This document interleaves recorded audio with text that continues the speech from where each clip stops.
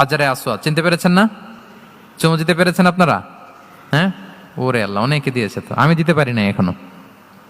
ওখানে যে ভিড় থাকে, ওই ধাক্কা ধাক্কি করে মনে হয় যে না, হজ বা উমরার যে মূল অ্যাসেন্স বা স্পিরিট ওইটা বোধহয় নষ্ট হয়ে যায়। এই জন্য অনেকবার ট্রাই করেও, এবার আমার সাথে একটা 8 জনের গ্রুপ ছিল, খুব নাদুস নুদুস লম্বা চূড়া।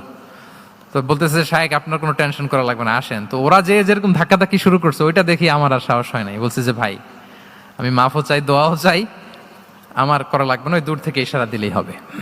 তো এটা অনেকে ভুল করে ফেলে। অনেক বোনেরা যাদের জন্য হেজাব নিকাব মেনটেন করা হচ্ছে ফার্জ, পর্দার কোনো বালাই নাই, পুরুষের সাথে ধাক্কা ধাক্কি করে তার শরীর মিশে যাচ্ছে, গা মিশে যাচ্ছে, ধাক্কা ধাক্কি করে একটা সুন্নতের জন্য ফরজকে স্যাক্রিফাইস করে ফেলতেছে।